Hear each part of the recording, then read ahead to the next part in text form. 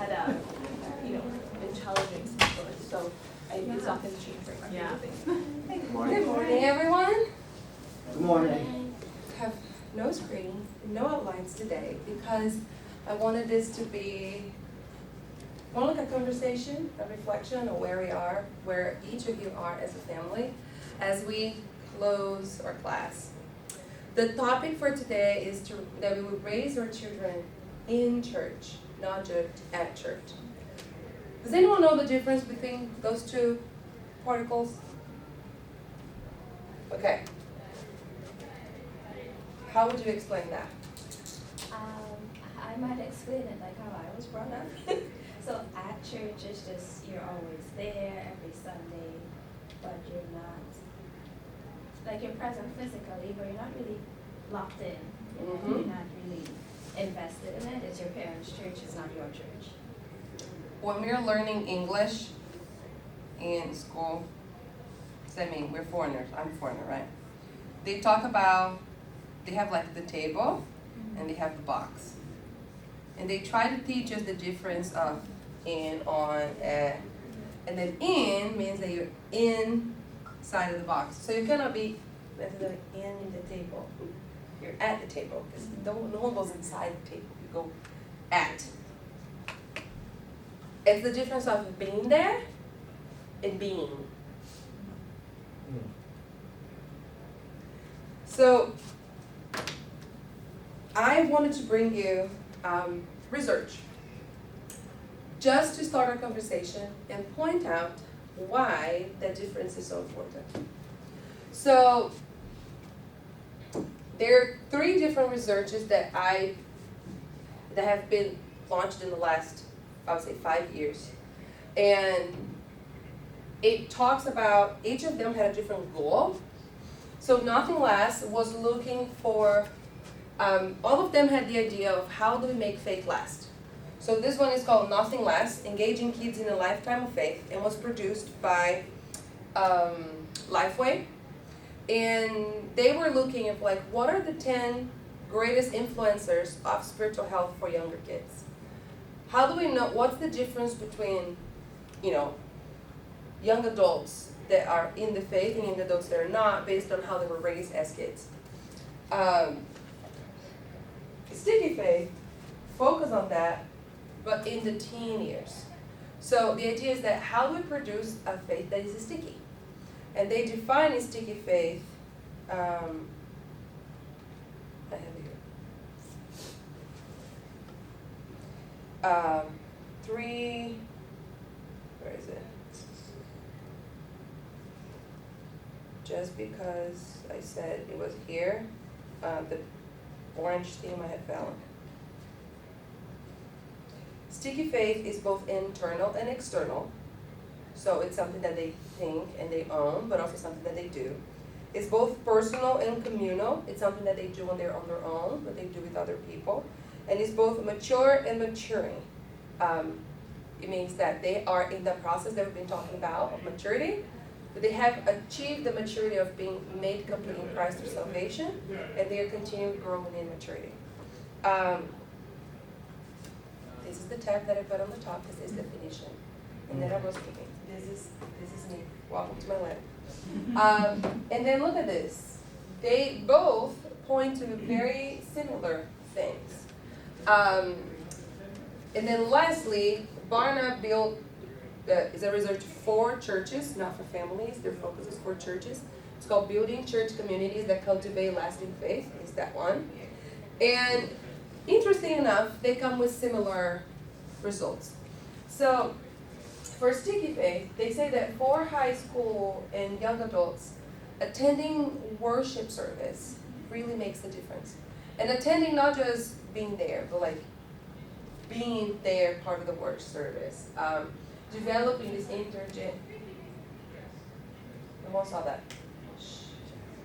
generation relationships. So both teaching in Sunday school for the little ones, serving in the nursery, but also hanging out with the adults, and like that, both the relationship with the younger kids, so passing on the faith, and with the older kids being passed on. Serving together as a family. those three things in many scenarios, so like doing things together, not necessarily serving in the church together, but serving as a family, like causes that are meaningful. So like when you get here and you see that, of course, here in spiritual influences you also have Bible reading and prayer and other things. But look at number 3, 5. I chose the 5 of them because I thought that all of them were very related to what we were talking about. They serve at church, serving at church, and having missional experiences. So either serving in projects like helping older people in the church, or going on a mission trip with their parents. So a missional experience with their family. Kids that enjoy church, so they attend worship services because they want to be there, not because they have to be there, they're forced to be there. They have developed relationships with Christian peers, so having a best friend, that is a Christian raises 5% your chance of staying in the faith. But having adults, at least 2 meaningful relationships with adults, raises it in 37% your chance of having a last relationship. So these matters. Your relationship with Christian peers, your relationship with adults. And parents who actively integrate faith in their own lives. So parents that not only teach them what to do, but parents that ask for forgiveness when they do something wrong. Parents that point out realities of the faith in what they're doing. But it's just interesting that so much of sticking to your faith is related to the relationships that you develop at church and your service. Again, it's all about the community, right? We are born into a community of believers, so that matters. And for Barna, they say that community building is key to cultivating lasting faith. And the parents' partnership with the church, just the parents and just the church alone are not the best, don't give the best outcome for kids. It's that partnership of both that really makes a difference. Children who have a meaningful relationship with an adult at a church are more likely to be rooted in Scripture. So this gives us a map, right? When you're looking to the future, where do you want your kids to be? And you look at these is like, I don't know, one of them is done in like 3,000 communities, the other is done with like 5,000 parents, the other is done with 3,000 young adults, and however many teens. So like these are done with a large number of kids. Those research are continuous. Barna is a Christian ministry that does research. Fuller has a whole area of their ministry, Fuller Theological Seminary, just devoted to doing research. They are trying to figure out what's going on with the kids, what's going on with the kids. Because when we look ahead in what we wanted it to be and what we want it to be, how do we get there? And yes, loving your kids and teaching that the Bible is important, but is that, there are lots of parents that are doing that. Is that a right way or a wrong way to do this? Is there, are things that are being done that are right and things that are done that are wrong? And then you end up in the place, all the research points us to the kind of thing that God does as a father. He doesn't just adopt as a kid, right? First thing that they do, they put us in a relationship with Jesus, right? And then they put us in a relationship with others. The greatest commandment is love God, love others. There's no way that we can, or our kids can grow to love God fully outside of a community of believers. They can know it, but they need people in their life that love Jesus so that they can walk alongside them and see, what does loving Jesus mean and how is that different from anything that I can teach them. I love this story that it's in the Sticky Faith book. So one of the members of the church, of the author, is like an NFL coach, right? And their kid is in their school team. And every morning, Dad makes breakfast before practice so he can go. And he goes, gets a Pop-Tart and eats. And Dad is like, I'm telling you, you need more than that. You need more than that. Pop-Tart is enough. No, Pop-Tart is enough. And then, week 1, week 2, week 3, week 4, it's like the kid gets up and starts scrambling some eggs, fry some, bacon, and then dad was like, oh, it seems like you finally, stuck to you that you need to do that. Yeah, coach said I should. He literally has an NFL coach as a dad, but it is his school coach that said something that he actually decided to follow. It's because there's just something about what your parents tell you to do that they're the people that are supposed to tell you what to do, right? But then, are there other people corroborating what they're saying? Are there other people agreeing with your parents? Because when you hit the teen years, and all you want to do is go against your parents, because this is part of being a teen, right? You are going to separate yourself fully from your parents by the time that you turn into an adult, which is sometime in your 20s. But hopefully, this process of detaching from parents that starts when they're 13, 14, it's a process that often means that they will try to go against you, not because they're against you, but because they want to know what it looks like to choose something different, to move away from that. Like, what if I do different? What's going to be the results? My parents are telling me that it's wrong. My parents are saying that it's not a good option, but what if it is? And they will try it out, and they will fail half the times, maybe more than that. We all been there. But that process of separating, have you built a community around them that when they take a step back from you through their teen years, they still have a place to fall back? They call it a web. So I think often we train to think about faith. I think I've used that expression, that example before, as building bricks, right? I think I talked about it in one of our classes. And then you have all these bricks and you're building this wall, right? Your faith is built of all these bricks. And then this is church, this is Bible reading, this is whatever. And then you put the most important on the bottom, right? So you have, Bible reading, prayer, church, whatever. You consider, and then you have all these other things on top. They keep on sticking, relationships and I believe this. And then you start going deeper on your faith, right? So we end up believing that our faith is like a wall, that you need to build this structure around us that will protect us, right? The problem is what happens, and you see that happening a lot nowadays, very visibly, especially in the internet, of all these people just deconstructing their faith, right? And what's happening is that maybe right by with read your Bible, there was trust your leaders, trust your church leaders. And then what happened to that person? The leader was caught in something. Or the leader behaved towards them wrongly. What happened to that brick? That brick's now gone. It's broken.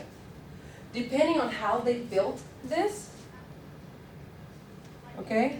And then right by, you should keep yourself pure for marriage. You have a cheating parent. What happens now? Do you see how it starts to crumble? There's not enough strength. At some point, there'll be a crack here. And that wall is going to collapse. But what if we thought about our faith like a web? If I'm drawing this wrong, forgive me. And what you have are touching points that you're building it to. So maybe you learn the truth that the same experience, right? If you're building a web, they need to be confident that their faith isn't going to crumble, that their faith is sustained by God. So they need to know that there's all these other things that I can hold my faith to. all these other points that I can attach myself to. And if for any reason, let's say, my dad said, you've been walking around somewhere and then you chop down a part of a web, does it go down completely? It has some touching points, right? And this touching point, so let's say, go back to the situation of, my dad said I should keep myself pure for marriage, but then he went and cheated on my mom. You lose this, right? You're not holding on to it, but that doesn't make your faith less relevant. You might be struggling for a while, but you have other things that you can hold on to. And these things, they can be solid truths from Scripture, but they can also be people. They can also be experiences. So for example, you going on a mission trip with your kids, or you doing a project, serving as the community or serving at a church with your kid, those things are touch points. Places where you are anchoring over and over your faith.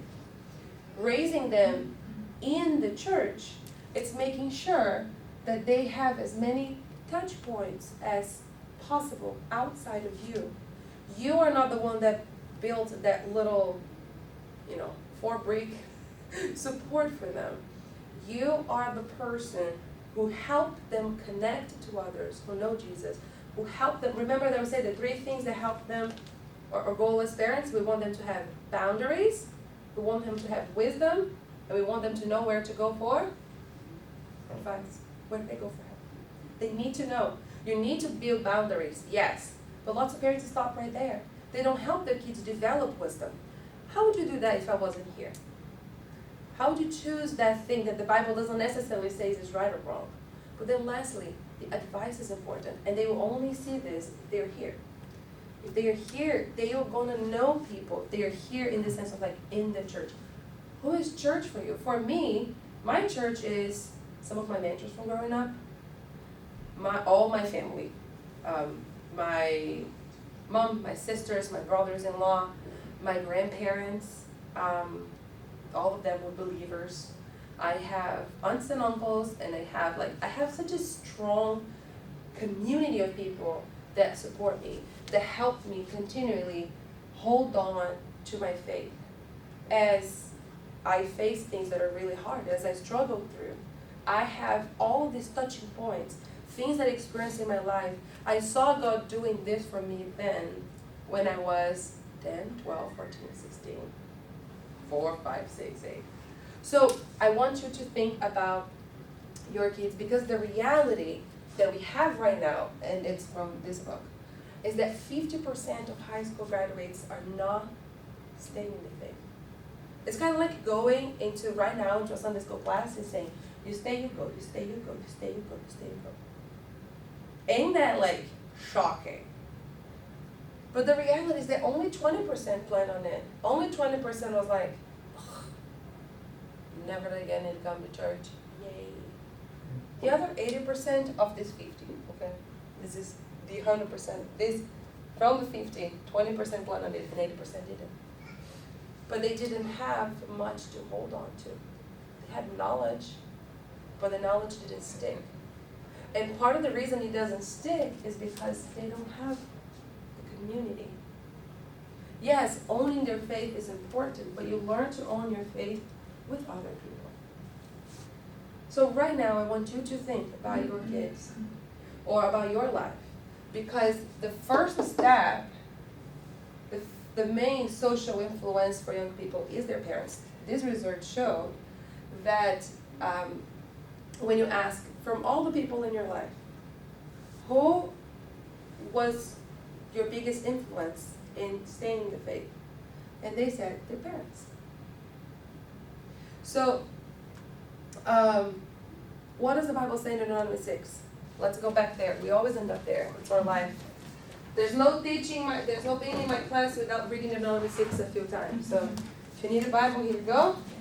Anyone needs a Bible? Do you need a Bible? You need a Bible? Okay. Deuteronomy 6. We're going to memorize this together by the end of our class. Now, this is the commandment, the statutes and the rules that the Lord your God commanded me to teach you, that you may do them in the land in which you're going over to possess it. How about this? I'll start reading, then the next person continues. That you may fear the Lord your God, you and your son's son, by keeping all his statutes and his commandments, which I command you, all the days of your life, and that your days may be long. So you see there before we continue. The goal is that this faith will continue. Your sons and your son's son and your son's son's son. Okay, verse 3. Hear therefore, Israel, and be careful to do them, that it may go well with you, and that you may multiply greatly, as the Lord, the God of your fathers, has promised you, in a land flowing with milk and honey. It's already the God of your fathers. You see how the generational thing is there? Continue. Hear, O Israel, the Lord our God, the Lord is one. You shall love the Lord your God with all your heart, and with all your soul, and with all your might. And these words that I command you today shall be on your heart. What's the first calling for the community? That they will love the Lord. It's like the main thing. As parents, this is where we start. You love the Lord and you will model it, and you show your kids what it looks like to love the Lord. And then, verse 7. You shall teach them diligently to your children, and shall talk of them when you sit in your house, and when you walk by the way, and when you lie down, and when you rise. You shall teach them diligently to your children. Another version say, impress them on your children. Like, talk about it diligently, so diligently that it leaves a mark. Verse 8. You shall bind them as a sign on your hand, and they shall be as frontlets between your eyes. Can you read 9 too? You shall write them on the doorposts of your house and on your gates. Look at that. It's in every single aspect of your life. It is so clear that it's literally on your face. Like, you cannot not see it. You're modeling it, and you're teaching it, and you're showing them everywhere. And then you're going to do it with them. And then after you do it with them, you encourage them to do it alone. And then, when you get to verse 20, can someone get to verse 20 for me? Your son asks you in time to come, what is the meaning of the testimonies, the statutes, and the rules that the Lord your God, or our God, has commanded you? Then you shall say to your son, we were Pharaoh's slaves in Egypt, and the Lord brought us out of Egypt with a mighty hand. Someone continue? And the Lord showed signs and wonders, great and grievous, against Egypt and against Pharaoh, and all his household before our eyes. And he brought us out from there, that he might bring us in and give us the land that he swore to give to our fathers. Okay. God had a purpose there. He is keeping his promise to them. We're not getting to a specific land here on earth, but this is how God is leading us to eternity, right? That's how, that there's a purpose for what he's doing. And as we walk on this land, going towards the promised land that is heaven for us, all of these is a testimony to our kids. All of this is a testimony of what the Lord is doing. And the Lord commanded us to do all these statutes, to fear the Lord our God for our good always. I absolutely love this verse. That he may preserve us alive as we are this day. And it will be righteousness for us if we're careful to do all his commandment before the Lord our God that he's commanded us. You gotta start yourself. And then you're gonna show it to your kids. So what do? What are you modeling? In terms of being at the church versus being in church. I see parents that go to the service. During Sunday school, they send their kids to Sunday school, and they go home. They don't participate. They don't serve anywhere. They want to make sure that their kids are going to Sunday school. Did you see Sunday school anywhere here? It is helpful, in a certain sense, but it's not. None of the research has shown it to be essential. It's not part of the most important influence. Because going to Sunday school, you can go, sit in your chair, listen to your teacher, play with your friends, and go home. Did you build a relationship with your peers? Did you build a relationship with older adults? depending on the Sunday school teacher. Some school teachers, they do put the effort, some don't. Did you see your parents building a relationship with others? Did you transfer your faith to others? Do you see how alone going to Sunday school, it's a tiny little piece of this big puzzle? What are the big pieces? What are these big strands that help us anchor our faith? They are the relationships that we build in church. Because when you're in church, you're in the family of God. You belong to the family, and you serve the family, and you're seen as part of the family. It's literally in your face. So what is you? What are you doing in the church? How are you showing your kid that you belong to the church? Are you in a small group? That's one way that your child can see what you're doing, if you belong to a small group. And honestly, it doesn't even need to be a small group here. Maybe you came from another church, or maybe you live too far from any of the other groups here, but you have a good groups that you belong to participate together, and you decide to go there. Okay. Maybe you come on Tuesday morning to the Bible study, or Thursday evening, or Saturday morning, you join a small group, and it's something that your child can go to. Maybe something that your child cannot go to. Maybe it's just a man's group, just a woman's group. But if you have a girl, you can bring her with you. If you have a boy, you have a man's group, you can bring a boy with you. We got used to this thing of, this is for man, so they need to be 18 and older to participate. And then our teens are never surrounded by other men worshiping the Lord together, right? Or girls don't get to participate in a woman's Bible study until they're 75, not like that. But maybe when they, are on maternity leave and they have free time in their hands to go on a Tuesday morning. It builds their time, and they want the free child care, and it's not what you want. You want them to belong. You want them to be in the church, to feel like they are part of it. They belong to it. So you need to do it together. Is there something that you do that they can join you with? Maybe you teach Sunday school. Maybe you serve in camp. Maybe you are part of the worship band. Maybe you, whatever you do, bring them along.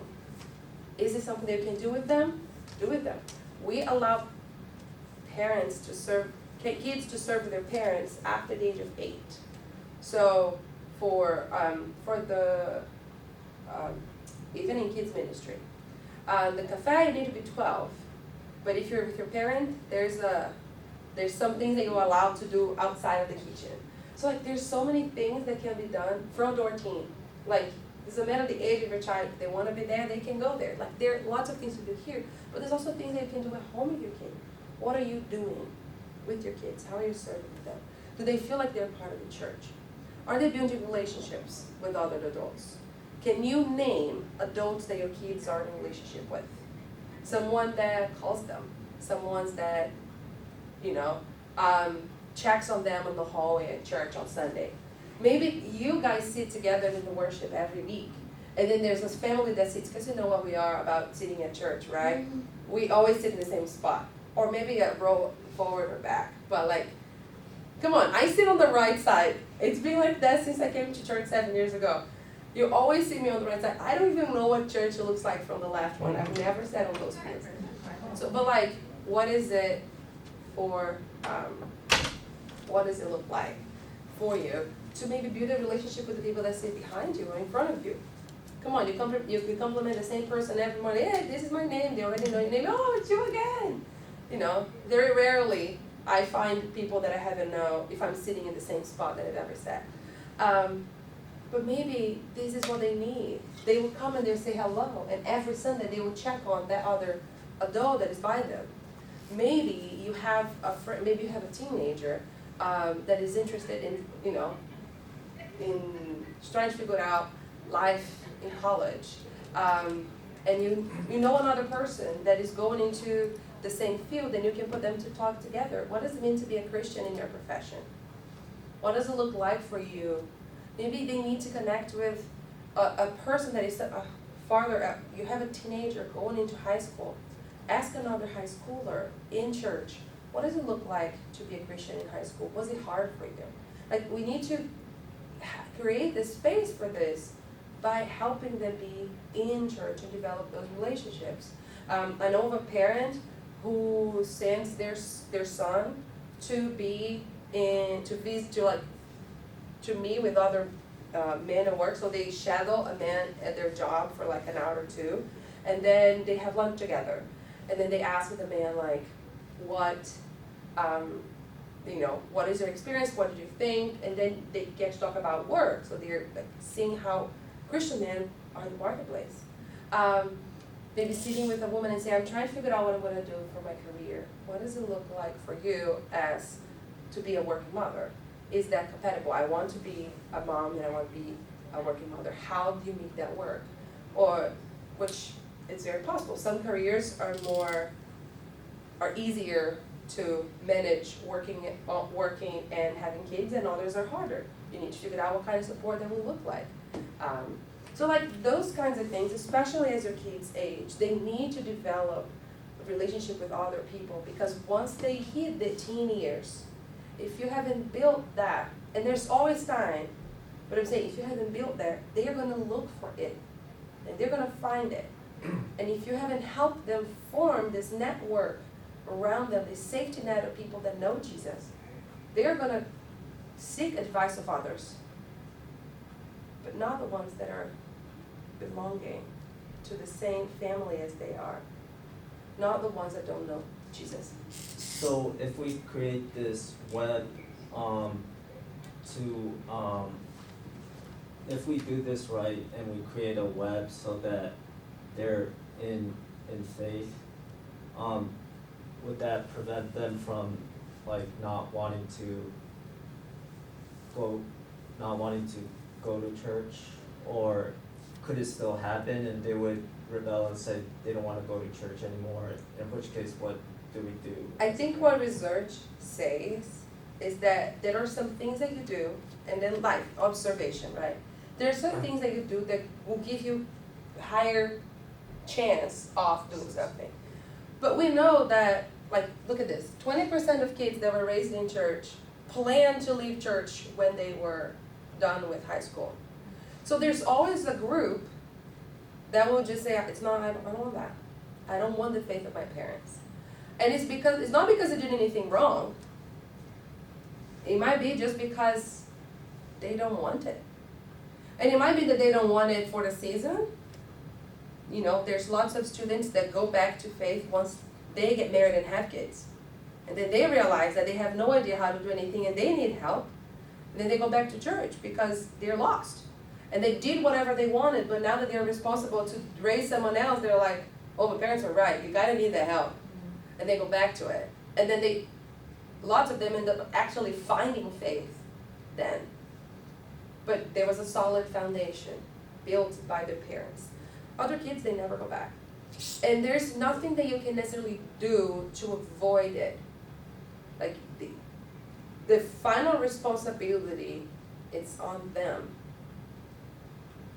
But if you don't lay out the groundwork, if you don't give them that, then they are in a much worse place to start with, because they don't know where to go. Lots of people, they fall away from the faith because they never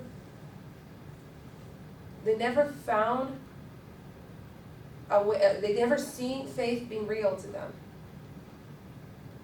And that's what we're trying to do. But ultimately, it's between your child and God. So as parents, we want to do everything that we can to show them that our relationship with Christ is relevant. That we can be our best selves as we love and follow Jesus, because He is the only one that knows what is good for us. It's for your good always, right? That's the purpose of God's commandment, is for our good. The best for us is following God's commands. But they need to learn that for themselves. As a parent, if they refuse to go to church, do we force them to, or do we just let them not go? I like the question. How How would you answer So, that? like I said at the beginning, I felt like I was raised at church, but I think I was at church, but my parents were in church. Like they were doing all these things, but I didn't, number 6 was not me. And I think, like Proverbs 22:6 says, train up a child in the way should go, and when they're old, they won't depart from it. And like you said, there was a phase where I was just like, well, I don't wanna do this. And they forced me until I was 18, and then at 18 I was just like, I'll go now and again. But then when I was off on my own, I desired it. Like I was just like, oh, I want to find a church. I want to find a church that's mine. I want to find a church where I want to do all these things too. So that model that was there was doing the work even if as a child and immature didn't see it. So I think, like you said, 100% of people wouldn't choose that, but when the Spirit convicts you and you listen, Yeah. but it is between that person and God at the end of the Yeah, day. my advice would be compromise. So, they don't wanna go to church, but like, this is what we do as a family. So, you don't need to participate in all the 500 things that you're doing together as a church, but what is one of the things that that you can go to? I still like going to youth group. Okay, so we're gonna go to youth group. Or maybe they will tolerate coming to church and you will say, okay, church on Sunday morning is non-negotiable, but you can just go to the service. If we are gonna go to Sunday school, it's okay for you to, sit in the hallways and chill. Because with teenagers, it is what it is. And you want them to have a pleasant experience. So like, for them to, you don't let them be forced. My son, younger son, is doesn't have a high, he has a typical level of language, but not a high level of language, and I felt like when our church switched to the times, and it was then oh, come to church, and we came to church and he was like, I don't get anything that's going on here, I don't understand the sermon, I don't understand what they're talking about, I feel stupid. And I was like, okay, well then, this is not, I don't want you to think church is a place where you're an idiot, no, you belong here, so he does feel comfortable in the youth group, so he comes to Sunday school, but we don't come to church, but he feels very comfortable with VBS and, but it was the sermons were just too heady for him, and he just sat there for 30 minutes and he was like, I have no idea what's going on here. And then then sometimes it might mean, do you made enjoy the church worship? But How eventually, about eventually he will be coming to church and it will all work out. But as of a 4th, 5th, 6th grader, it has not been for him. Yeah. But he loves VBS and he does so And maybe they like the we- worship, and then after Right. the worship, you're gonna sit with your child in the cafe, and you're gonna be listening to the sermon, but he might be doing something else. The idea is that you are helping them see that the church is not just the event. The church is the community. Right.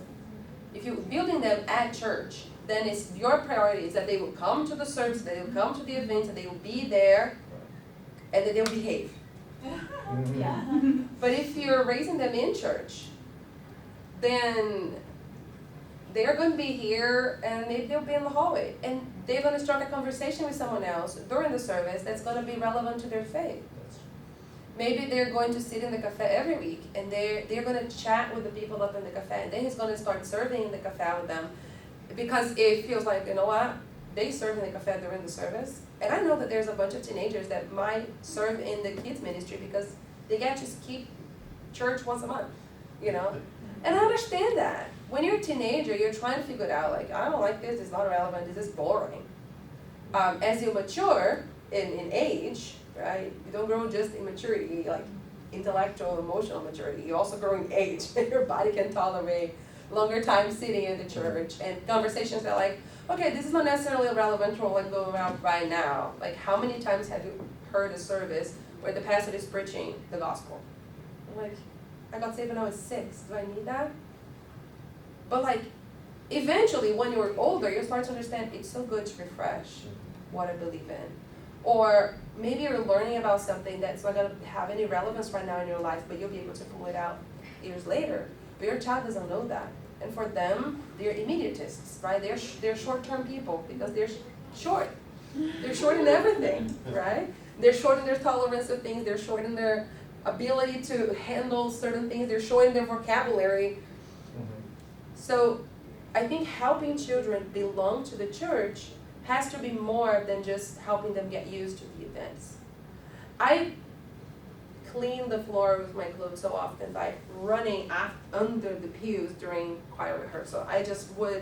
We would compete, my friends and I, my parents would be rehearsing with the choir. We're all musical in my family.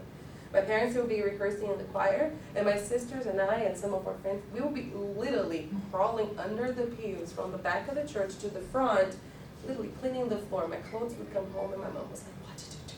Again." But I had such good experiences of developing those relationships. All the lunches at church, like, come to the lunches. You know, they may not feel comfortable in the church 100%, but they enjoy the lunches and they're developing relationships. As they age and they feel more and more comfortable being in a group full of adults, because they want to identify with the adults as they get older. When they're young, they want nothing to do with it, but as they age, they want that. But you have to build those relationships.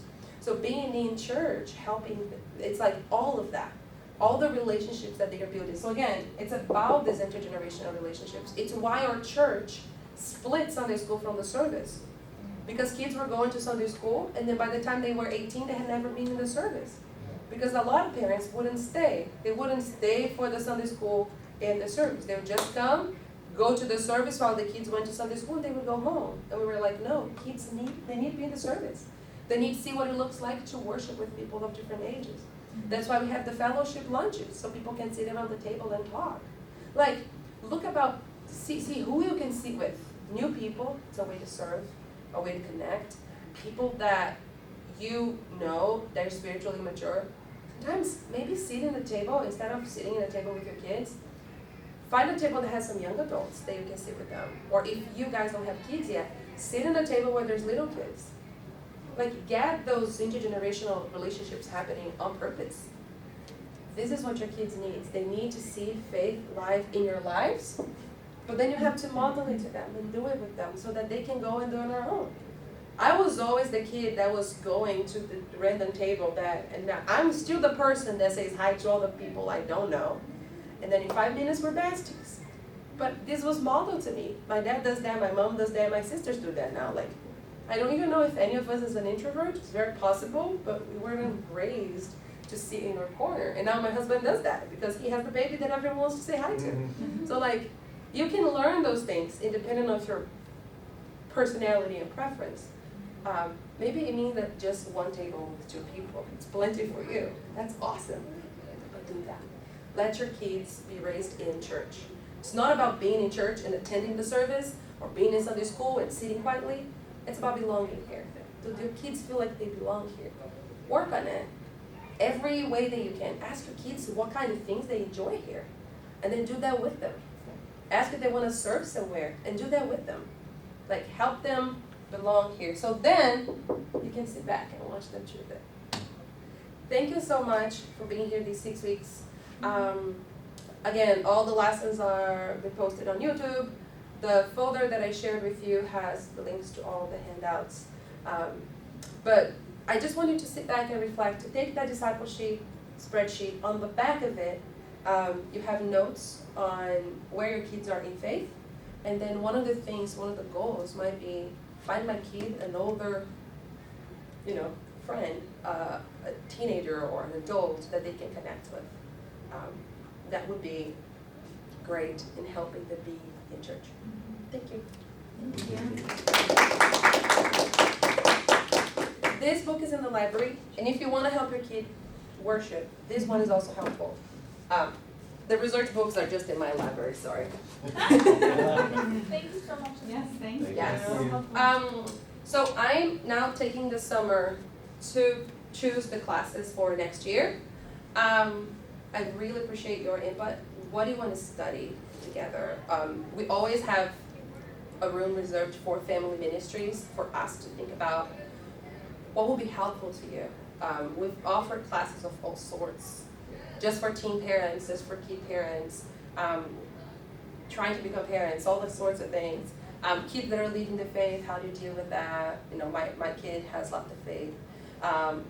we've all sorts of things. The Bible has something to say about every corner of our lives.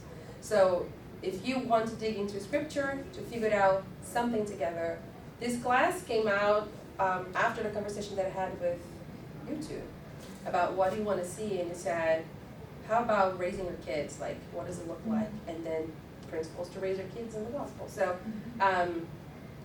another parent talked to me about technology, and we had a whole 6 weeks in technology. So give me ideas.